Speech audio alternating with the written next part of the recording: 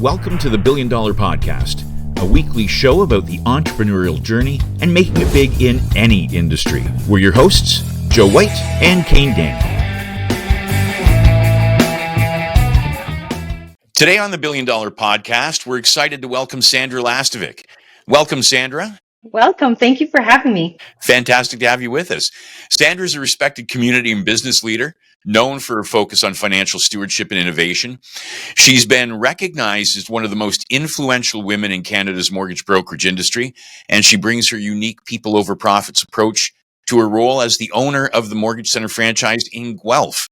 With degrees in resource management and risk communications, Sandra excels at simplifying complex financial landscapes for her clients. Yeah, so Sandra, thank you for being with us today. I am always embarrassed with that intro. I'm like, who is that person? Because it doesn't feel like me. Well, you know what? Maybe then what we can do is if you can back way up and let us know sort of how you got started or what your journey was like getting into the industry and why you first started to begin with. Yeah, so the interesting, Joe, in my and Kane, in my intro, there's a background in resource management and agricultural science and risk management. And it's funny because I have a master's degree in food science. And I was working at this company, and what had happened is I'm a bit of a feisty person. And I quit the job because after I was working in the field for almost 2 years, I realized that everybody was getting paid twice as much as me, but didn't have the same credentials. So I just left the job, and I'm in Guelph. So in my mind, I thought, I was going to have a nice cushy job at the Ministry of Agriculture because the provincial Ministry of Agriculture is in Guelph, and I couldn't find a job. They would not hire me. So actually, my husband owned the Mortgage Center franchise, and that was almost 23 years ago. And so he had said to me, "Hey, Sandra, why don't you answer the phone while you're looking for a government job?" And then he was like, "Hey, Sandra, why don't you do the bookkeeping for the business while you're looking for a job?" And then he said, "Well, why don't you get your mortgage agent's license course while you're looking for a job?" And then that eventually came into about 10 years ago where my husband decided to do a career change. And he said, "Why don't you buy me out of the business? Because I think you can do a better job than I can." And that was really cool. And so that's kind of how I got into the business. And so that is one of my kind of things that I'm not normally a flexible person. And what that journey taught me was, when an opportunity presents itself, be open to that opportunity, because you never know where it's going to take you. And I can tell you that the franchise has never run more smoothly. And we just do it's a really fun job. So that's kind of how I started. Yeah, I was just going to say, Joe, you're no longer looking for a job, right? This is now you're settled in. Yeah. And it's funny because my parents I'm a first generation Canadian. And, I don't know, I'm sure many of the people who are listening today are in a similar situation where, again, this is 25 years ago, get a good government job. And, you get a steady paycheck, you have a pension. And, when there just recently did they actually think I have hey, this is a legitimate job. Yeah, which is kind of interesting. So, I think a lot of people find themselves in a situation where, maybe I'd be better with a pension income or a T4 income or a good steady kind of regular salary, and some people are just not designed that way. So tell us a bit about your franchise and what it's like there, what your days look like. Oh, it's really interesting. We have a super small team, so but we do a lot of mortgages, and so sort of how I've decided to structure the business is we only have two mortgage agents. I actually just hired them. They came to my office less than a year ago. So it's myself, and we have three staff people that just process the mortgages. So it's a really interesting way about doing business because, as I said, we do a ton of business through my office. And I've sort of structured it in a way where I don't really like managing sales agents. Yeah. And so I'd rather be sort of working with my team, and my team, they're salary staff, they're not commission, and we just work on the files and we get them done. So it's a bit of a different structure because I know a lot of times where how brokerages are run is they have many different agents, and the broker owner sort of gets a cut of the commission from each of the agents. Right. Yeah, and I think you have to be really big to be able to kind of make a really great living out of that. And so I went about it a different way. So it's almost like you have to sort of, because the first question I often get is, well, how many agents do you have? Yeah. And that's kind of like an ego thing, right? Oh, I have 200 or 300 agents. But I feel like the conversation needs to change a bit on that is, hey, you know, it's really fun to work in that atmosphere, because I don't like managing sales agents. That's not my forte. So, So so what would you say, Sandra, is your forte? What do you like doing the most? I love having fun and helping people. And so in whatever way that is, that would be that's the most funnest part. The weird thing is like I really love underwriting and Mm, okay. problem solving and stuff like that. And so I was thinking, well, how can I manifest that more? Maybe I have somebody that meets with our customers, and we take care of all the underwriting in the back end. So I don't know how this is going to evolve. And I just had this idea today. So I'm trying to be more open about what I like to do and the staff and what they like to do. So instead of following sort of a regular kind of model for a franchise, I'm not sure how that's going to manifest itself, but I'm sort of in a bit of a transition with these ideas. And so, Sandra, like, I'm curious to know because when you took over it sounds like you almost fell into it. I mean, based on what you said about getting into the brokerage while looking for a job, what was it that you enjoyed, or maybe what did you find appealing about the role over time that made you want to stop looking for that job, that made you actually want to stay in? Yeah, what I learned about myself, and I have a 20-year-old son who's just kind of going through his own experiences as at university, and I think what I needed to come to terms with is I just spent 7 years of university, 4 years in undergrad, 3 years in graduate school. That's a lot of time and blood, sweat, and tears. And was I able, like, how could I let that go? Right. And the reason why I bring that up is I think too, also, a lot of people are going through this experience. Like I had to let that go, but a lot of the skills that I learned in university were transferable to what we're doing now. So, being great with people, being able to communicate complex ideas, in a straightforward way to people, being good with numbers, all of those skills were transferable to this job. So I think, one of the things that I love about this job is that I was able to transfer those skills.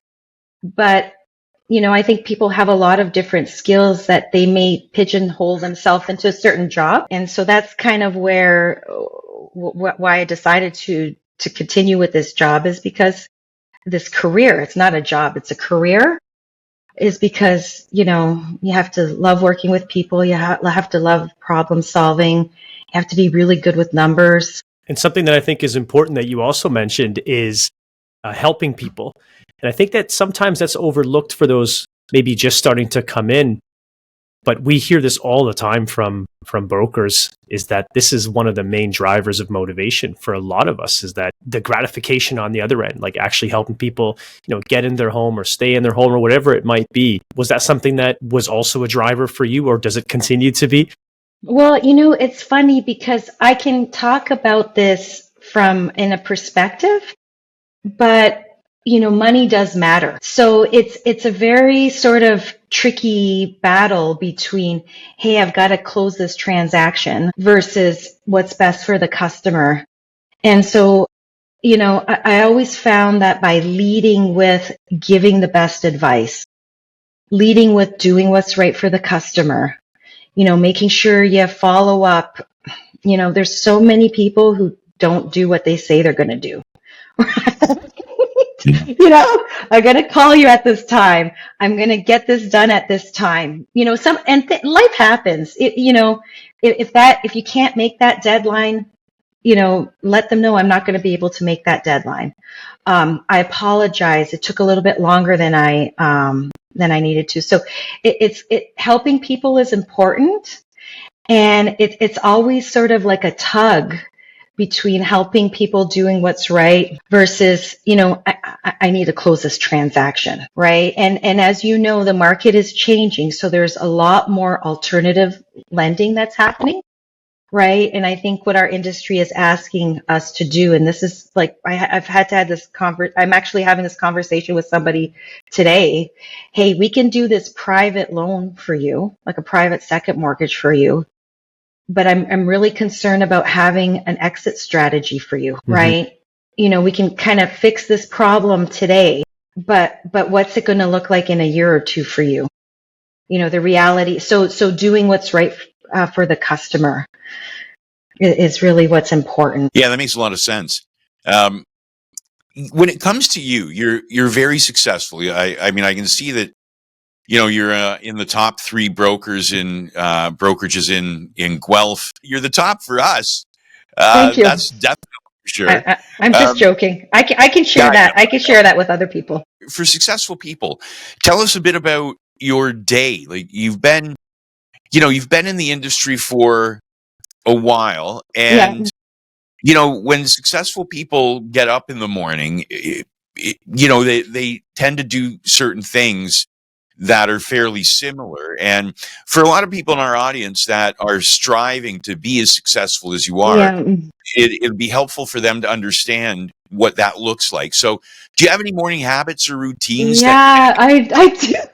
Probably. I don't think anything of it, but I usually like my morning routine happens the night before, right? So that's kind of an interesting idea is, I make sure that if I kind of get into bed at a reasonable time, right? And I'm checking to see, I'm always sort of aware of what's going to be happening during the week, checking to see if I'm ready for the next day.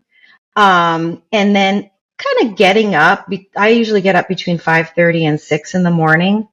And, my husband and I, it's an opportunity for us to connect. We go for a nice long walk in the morning and do regular routine, an exercise routine. It's not like pumping like 100 pounds, but just some really good exercises to keep you strong and motivated.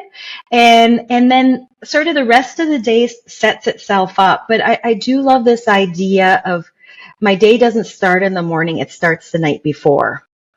And, sometimes I get up late, I've had a bad evening, something's happened. And I don't let that ruin my day. I'm not too hard on myself. I'm like, okay, it's not going the way that I like. Let me just kind of readjust it and it'll get better. So when you say the day before, what's your ritual for the night before to like plan your next day? Yeah. And, whenever I'm kind of closing out the day, like from a work point of view, I make sure that understand what's happening the following day.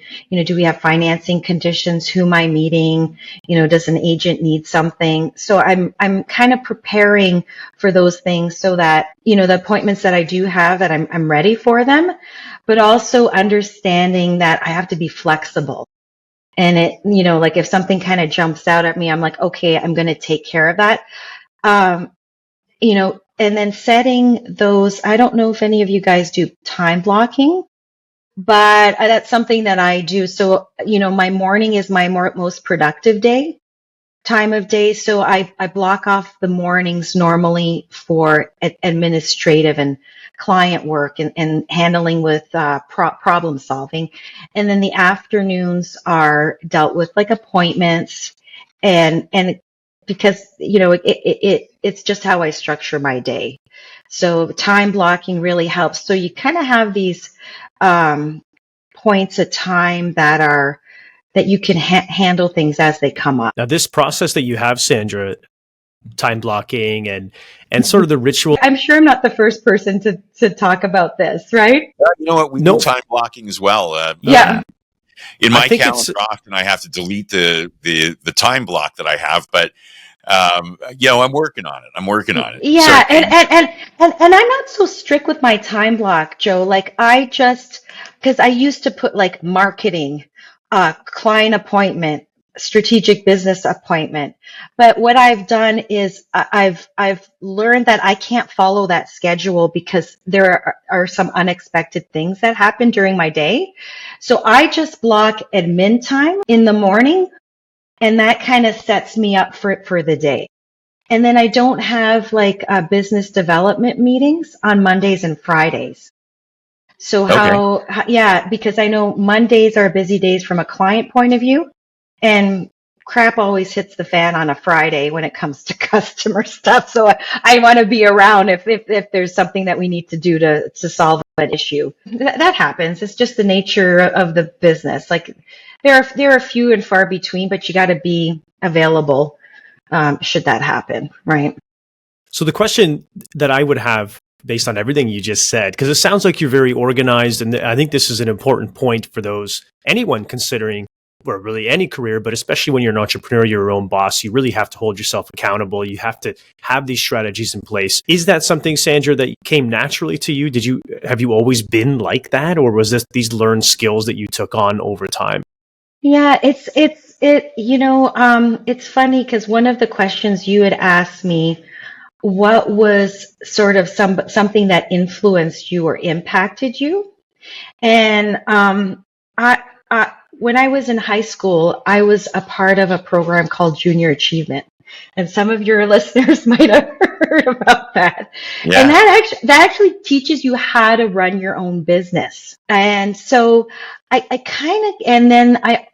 that experience in high school, I was able to take the Dale Carnegie course. And I was like super lucky. I look back at that now because some people don't have the opportunity to learn those things until later in their career, right? And I just look back and I think, so it was sort of always a part of my nature. But when you're you can't do this business. I don't think you can do this business part-time just because of the nature of the attention that's required if somebody puts in a financing condition, depending on how you have your business structured. So I also think that comes with a level of maturity and seriousness. Like you said, Kane, no one's going to tell me to get out of bed, right? So I have to kind of hold my own row. If I want to do this, I got to get to it, right? There are lots of times, I would say 50% of the time, I don't want to get my butt out of bed. So I think also if you get yourself out of that mindset that every day has to be a good day or everything that I do, I have to love. Like when you get over the fact that 50% of the time, the stuff you're going to do sucks and you got to do it to get through the good stuff, to get to the good stuff. I think when I kind of had that realization, I started to think about things a different way. Like, hey, this sucks. I got to get up at 5:30 in the morning. right? Which is 50% of the time. But I just gotta get in motion. Just take that first step, right? I love that message. I think more and more people are understanding that the benefits that you'll get are when you do something that you don't like. Because if you already like it, it's not as hard. So you're not activating those parts of your brain or your body that are really slowing you down. So love that message. Like, I was talking to my son, and he's actually, some of you guys may know of this book. For one of his classes, he's reading Atomic Habits. Yeah. Yeah, and he's actually at home this week for reading week, and it reminded me that it's pay attention to those little things, because those little things will have a compounding effect, and I was just sharing something with him, and I was like, I'm starting to do push-ups. You know how I said, and I was like, like 3 weeks ago, I was able to do like 3 push-ups, right? Now I can do 10.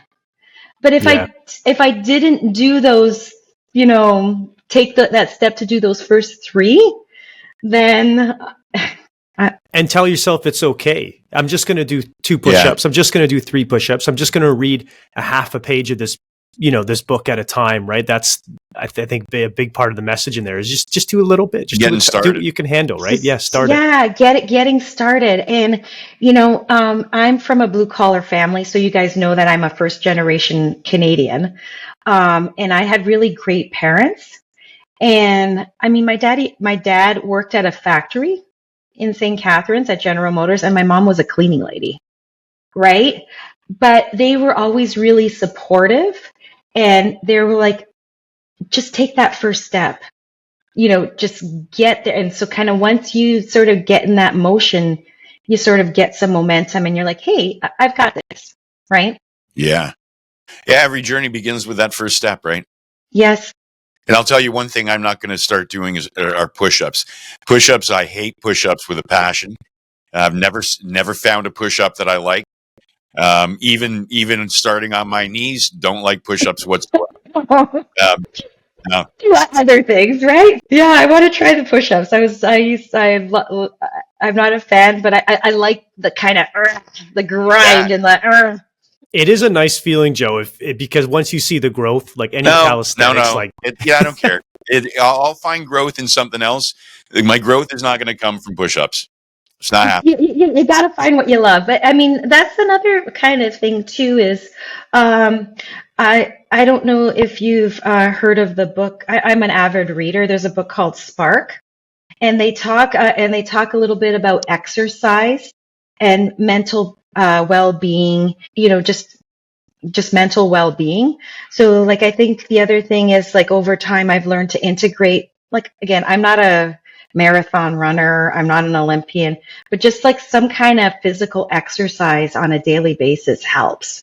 Yeah, it's important to stay active, right? Yeah. And those walks in the morning, I'm sure they're very pleasant. I do the same thing, go for a walk in the morning. I actually take my dog and my husband for a walk, and we like boot it. And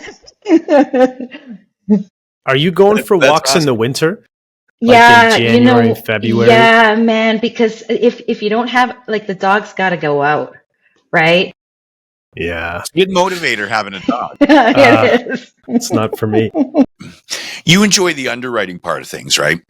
And there's with the advent of AI really starting to make a push into a lot of different industries, including our own, and automating certain parts of the transaction.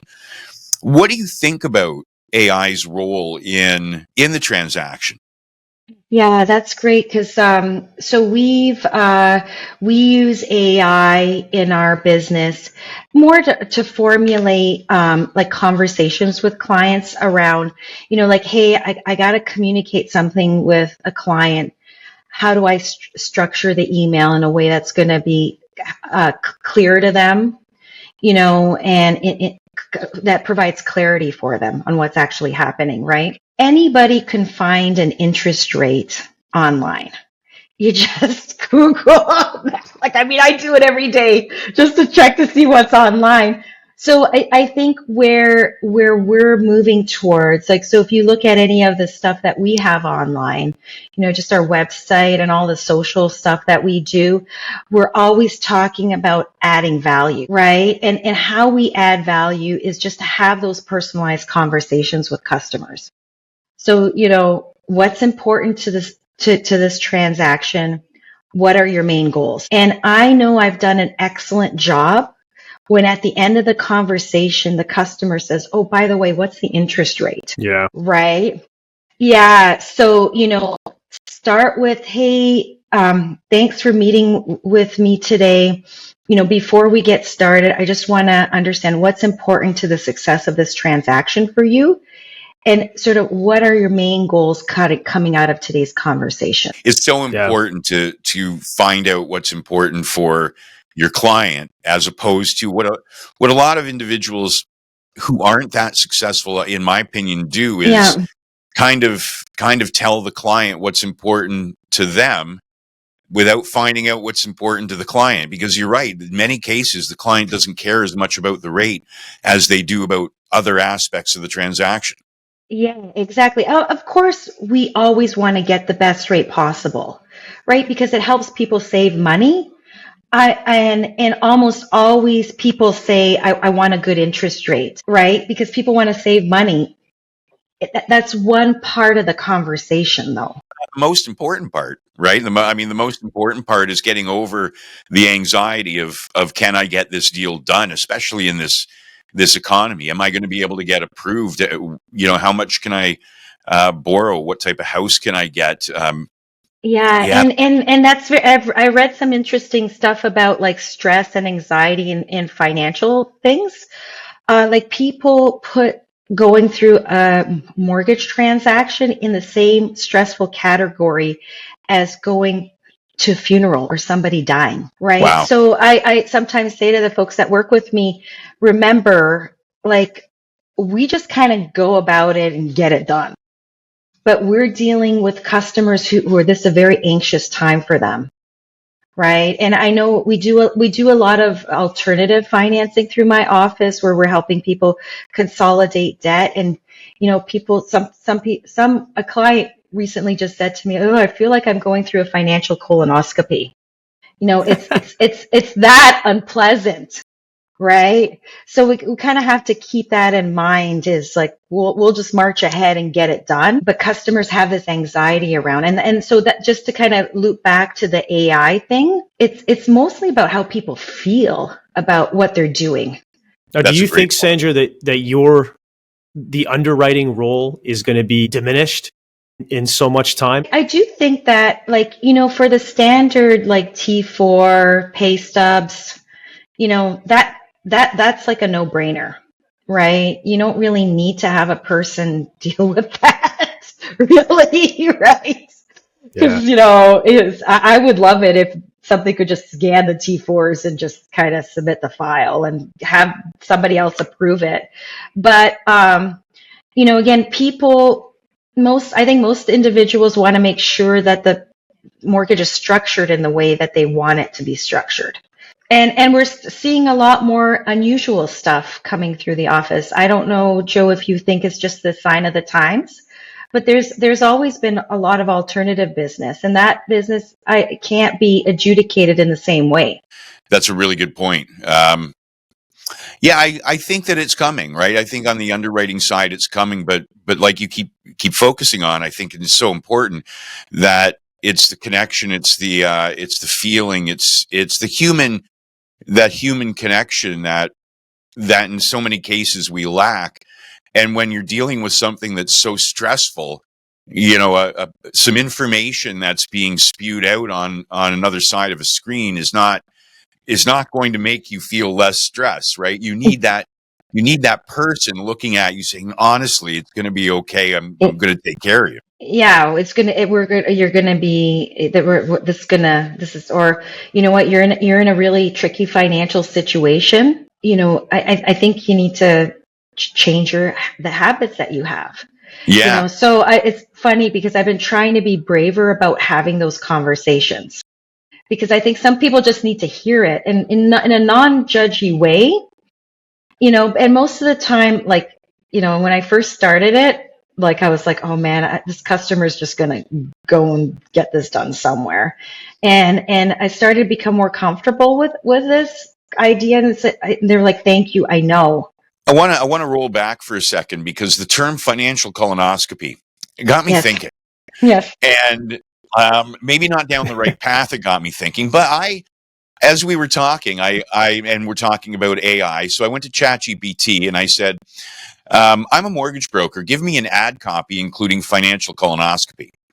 And what it said is, are you ready for a financial checkup without the pain? At our brokerage, we offer what we like to call a financial colonoscopy, a deep dive into your Oh, finances, jeez. minus the discomfort. Whether you're a first-time home buyer or looking to refinance, we make sure every detail is covered, no surprises. Um, so, yeah, I mean, that's a good way. I love that. I love that term, financial colonoscopy. What does the mascot look like, though, Joe? That's a new ad program coming out here.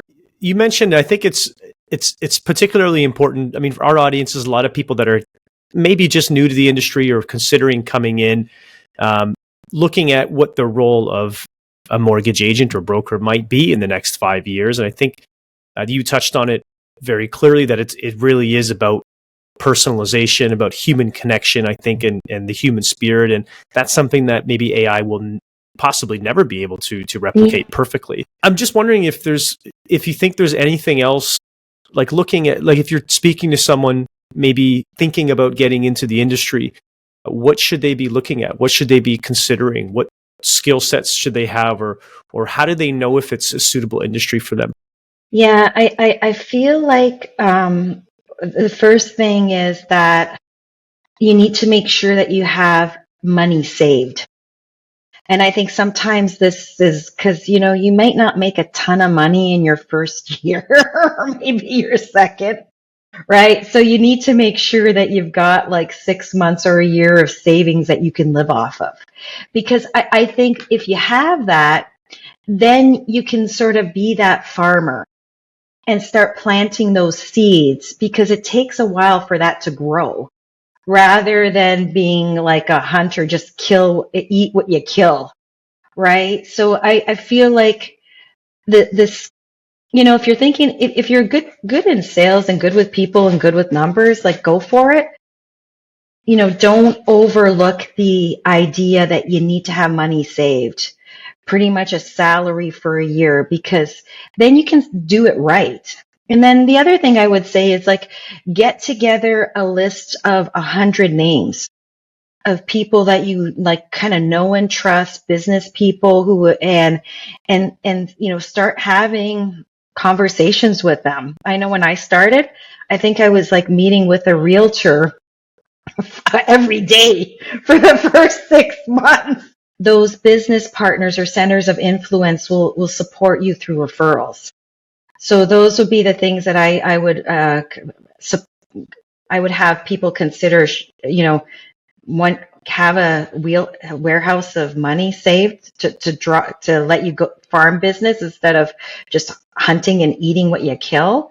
And then, get your butt out of bed, get those appointments with the business partners and people who can refer you, and then get that name of 100 people, like a database of people that you can call on, and just, pick up the phone every morning and make your calls and book your appointments, or send your email or your text, or however you do it.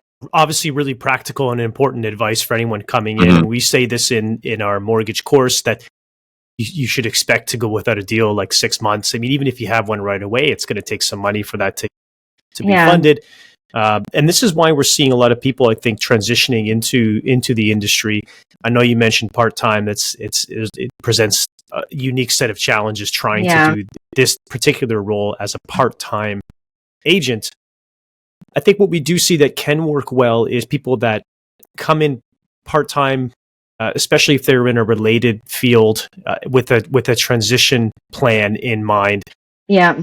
That come in who are working with maybe a central underwriting desk, right? They have they can go out there and spend time making relationships, as you mentioned, Sandra, because they have maybe some income coming in somewhere else. Yeah, that would be good. The one thing though, did want to caution, like there is something to be, that's really great to get started, but as a mortgage agent, you really need to know how to underwrite the deal, even if you're not underwriting the deal, right? Because you got to know the file better than the lender does. Because you want to draw your attention, draw the team to the issues of the file and how you're going to mitigate that risk, right? So, so I think that's a technical piece that you learn over time, but you have to become a student of underwriting, even if you're not underwriting a file. Excellent point. Excellent point. I think that's so well said, because to become a well-rounded individual, a well-rounded entrepreneur over time, Yeah. even if you're not doing it, you need to know how to do it. Like any entrepreneur, right? They need to know basically how to do all the aspects of their business, even if they're hiring somebody else to do that. Yeah, or knowing what questions to ask. That's very Right. good. I'd like to wrap up the interview with some things. How about that? Yeah. I know. One of the things that you guys had asked me to do is like, what are some of the key lessons learned on the job? Yeah. Yeah, and so I thought maybe I could share these with you. So listen is the first one, because as salespeople, I think we have a tendency to talk too much, and I may have talked too much today, but I'm also the person that's We being want you interviewed.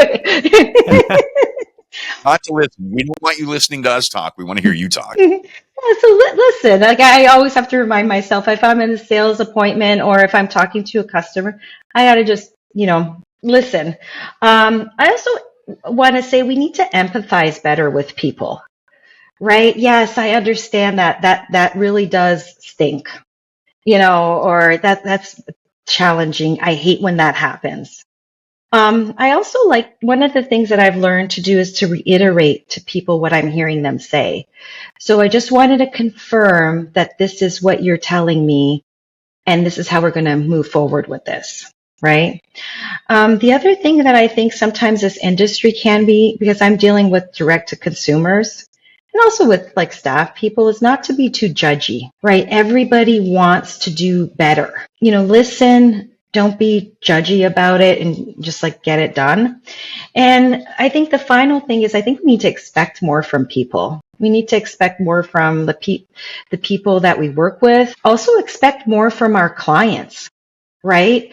So like one of the ideas that we have in our office is this idea about financial stewardship, right? So we send all the documents to the customer in advance, for example, before we meet. And I tell them, spend 15 or 30 minutes just reading through the documents. So like empowering them to do that, right? So if, it's not my mortgage, it's yours. Like we'll do a good job, but empowering people to to take ownership of their finances. So those are some lessons that I've learned that I wanted to share with our listeners and our viewers today. Oh, that's amazing. That's yeah, very well said. Those are amazing lessons and you know what? It's important for people to learn from, I think, seasoned brokers, because we don't want them to make the same mistakes we made when we first came into the industry. Yeah. I'm still making mistakes on a daily basis. I never believe all the times I say, "Oh man, I screwed up. I'm sorry. I gotta, and not to be too hard on myself because we're all human, right?" But that's part of being an entrepreneur, right? You're being hard on yourself because like you were saying, expect more. And that's I think a key point for an entrepreneur is to always expect more from ourselves. We're not necessarily in competition with other brokers. We're in Yeah, competition with ourselves to improve, right? And it sounds like over the time that you've had the franchise and you've had this business, being an entrepreneur, yeah. you've learned a lot, you've grown, and I it's obvious how well you're doing in the community, that you really know what you're doing, which is a real testament to your history there. Yeah, no, I appreciate you having me on the show and sharing these ideas. Can I leave you guys with my favorite quote? 100%. Love Yeah. that. Okay, yeah, this is my favorite quote. So don't be pushed by your problems, be led by your dreams. And I don't know who said that. So don't be pushed by your problems, be led by your dreams. And I think it's an old proverb, but I'm not sure. That is really inspirational. That's yeah. You know what? What a nice focus to have, because we all have problems, right? I'm thinking of Yeah. some in mine right now. Not to name any names, but No. Yeah. yeah, Don't be pushed by your problems, be led by your dreams. Yeah. Good. Sandra, that's a wonderful way to end this segment. Thank you so much for being with us. It's been a real pleasure. We appreciate your time. Wish you all the best, the continued success, and we look forward to touching base with you and following up at some point in the near future. Thank you. Thank you for having me. I appreciate it. Thank you, Sandra. Thanks for tuning in to the $1 Billion Podcast. Make sure to subscribe to the show so you never miss an episode. For more in-depth entrepreneurial insights, follow us on social media, and for more info on the show, go to billiondollarpodcast.com. See you next time.